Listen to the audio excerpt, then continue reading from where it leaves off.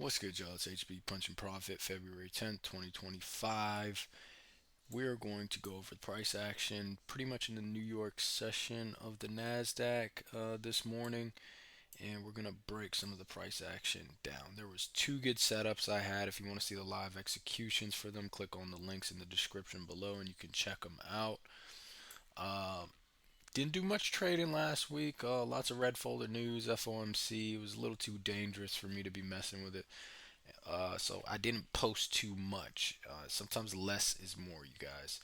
But before we get into it, like the video, comment down below, subscribe if you're new. Helps the channel, helps me find the time to provide you guys with free content. We're going to start with our higher time frame before we jump into the price action. If we go into daily, 4 hour, 1 hour, roughly at 9 a.m., you were probably seeing both opportunities to buy and sell as price action was playing out through the morning.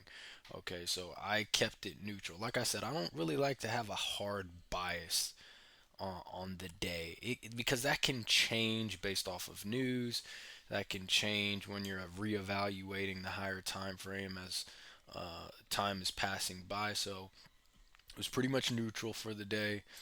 That doesn't mean I won't have a one-sided bias. At times I do, but in this case, I saw opportunities to buy and sell when I was looking at the higher time frame, roughly at 9 a.m. Two, we're going to be looking for our inversions. Three, we're going to be looking for our advanced market structure shifts. That's where our entry will be. Our inversions will be highlighted in orange. Our advanced market structure shifts will be highlighted in a bolded blue line. We're going to put our stops at the swing lows or highs. Okay, and if you do that, just do not over leverage. You can manage a tighter stop. That can be at your discretion, but you're losing or your win percentage will probably dip down. As long as you stick to the risk to reward and stay consistent over time, it will play, the odds will play out in your favor. Five will do a take profit of at least a 1-to-1 or more, and the same can apply for number five as number four. It could be at your discretion to where you want to take profit. So roughly here we have the 930. We print this first presented fair value gap right here. We push up, we come back down to it, and then we start pushing up. Now, this was a very, very subtle setup. Okay, so you got to zoom in to see it, and a lot of times you have to, or you're going to miss out on the whole trade. We have one candlestick here, two with a gap, and three right here. One, two, gap, three candles. We're going to highlight that. Okay, that is a bearish gap right there. Very tiny one, but it's there. Very subtle. But the trade worked. If you want to see the live execution, you can see how effective it was. Okay, then we have a bullish gap. One, two, three. Now, why are these three candles a bullish gap? Because there's a volume imbalance between the two. So if I put that to the candle body all the way to the wick, okay, that's where a bullish fair value gap is. There's our overlap. Okay, we get rid of that. We're going to highlight this in orange. That's a rough estimate of where the inversion occurred. Okay, we get an advanced market structure shift at the candle body high. And you get this nice trade. I think I got like a 1 to 5 off of this. I could have kept a tighter stop, but I played it safe because I was aiming for a 1-to-1. It was very high resistance, so I was very modest in my profit taking on this one.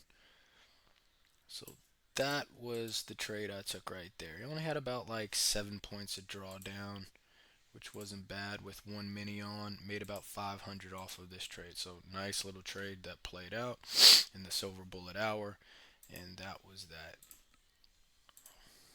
Now, there was another trade that presented itself up here, but this is more advanced and I have a different way I kind of approach the entry for this big move down, but we're not going to go into that till I get enough subscribers or monetize this channel.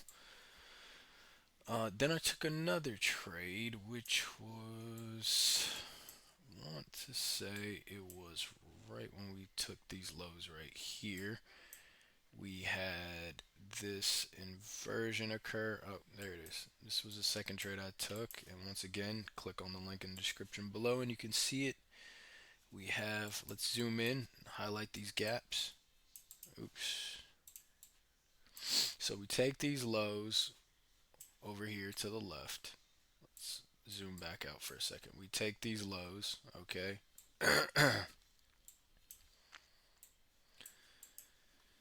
Then we have this bearish gap. One, volume imbalance between it. Two, that's where the gap is. Three. Okay, so I think that bearish gap has two volume imbalances. So we're going from the candle bodies to the candle bodies. Boom. We'll make that red to show you where the bearish one was. Then we have this bullish gap. One, two gap, three. And that also has two volume imbalances between the candle bodies or between the wicks. So we put that in green. Now you see where the overlap occurred. Get rid of that. Change this to orange. Inversion signal. Tighten that up a little bit so it's clean look. Okay, get that inversion. We get the advanced market structure shift at the candle body high. This was a beautiful trade, little to no drawdown, as you see.